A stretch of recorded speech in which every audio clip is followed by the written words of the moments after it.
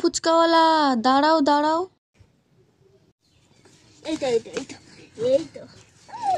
বাবু কি রে, মন খারাপ করে বসে আছিস কেন? আমার না খুব ফুচকা খেতে ইচ্ছা করছে, কিন্তু কাছে 1 টাকাও নেই।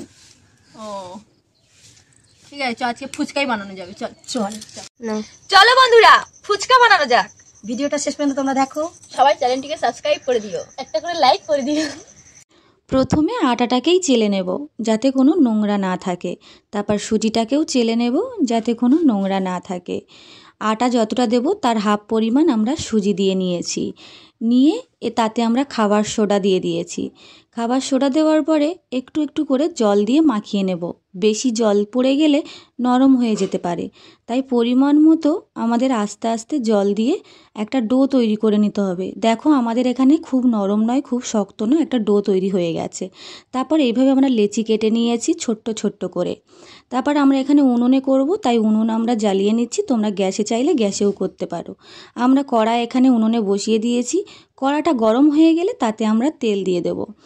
আমরা এখানে অল্প করে তেল দিয়েছি। তারপরে আমরা এইভাবে বেলে নিচ্ছি, খুব পাতলা হবে না, মোটা হবে না। বেলে নেওয়ার পরে তারপর আমরা কড়াইতে ছেড়ে একটা প্রথম দেখছিলাম কেমন হচ্ছে, দেখছি খুব সুন্দর ফুলেছে। আমরা একে একে এইভাবে ফুচকাগুলোকে ভেজে নেব। একটু লাল হলে তারপরে লাবিয়ে নেব। দেখো আমাদের লাল হয়ে গেছে, আমরা লাবিয়ে নিচ্ছি। তো এখানে আমাদের সাহায্য করছে, এটা হলো পূর্ণি, আর একজন আছে রিয়া, আর একজন আছে আমাদের শিউলি, আর এটা হলো রাখি। আর আমি যে কথা বলছি আমি রূপা, আমি এখন ভয়েস দিচ্ছি। তারপরে আমাদের এখানে আলু মাখা চলছে।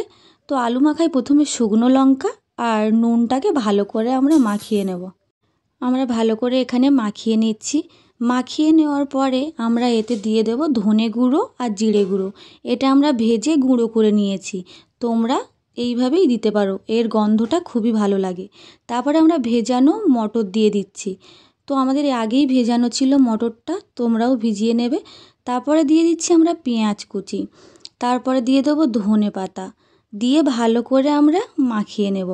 মাখিয়ে নেওয়ার পরে আমরা এতে দিয়ে দেবো কাঁচা লঙ্কা কুচি। কাঁচা লঙ্কা কুচি আমরা দিয়ে নিয়েছি, নিয়ে আর একটু মাখিয়ে নেব। মাখিয়ে নেওয়ার পরে এতে আমরা দিয়ে দেব কাঁচা ছোলা। কাঁচা ছোলাটাও আমাদের আগে থেকে ভেজানো ছিল। তো সব কিছু এটা ভালো করে মাখিয়ে নিলাম, দেখো কাঁচা ছোলা দিয়ে।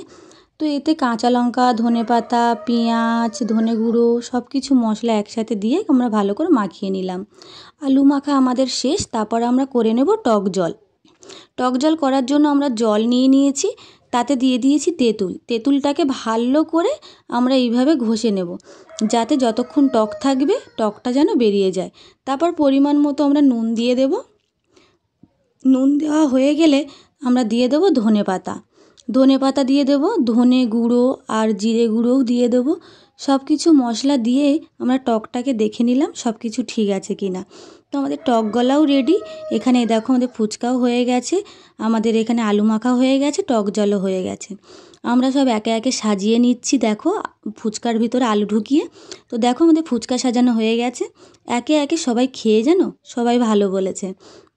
তোমরা সবাই মুখের রিয়াকশানটা দেখো, দেখলেই বুঝতে পারবে। তো সন্ধেবেলা যখন আমরা খেতে বসেছি, আমাদের দেখি অনেক লোক হয়ে গেছে খাওয়ার জন্য, বাচ্চারা ভর্তি হয়ে গেছে। তো সবাইকে দিয়ে দিলাম, তাদেরকে না দিয়ে তো খাওয়া যায় না। তো ওই জন্য দেখো সবাই আমরা এখানে ফুচকা খেতে বসে গেছি। সত্যি বলতে ফুচকাটা খুব দারুণ হয়েছে। তোমরাও এইভাবে ফুচকা করে বাড়িতে দেখো, তোমাদেরও খুব ভালো লাগবে। তো একে একে সবার খাওয়া শেষ হয়ে গেছে, খুবই ভালো হয়েছে ফুচকাটা। তোমরা পুরো ভিডিওটা দেখো, বাড়িতেও তোমরা এইভাবে ফুচকা বানিয়েও খেও, দেখবে তোমাদের ভালো লাগবে।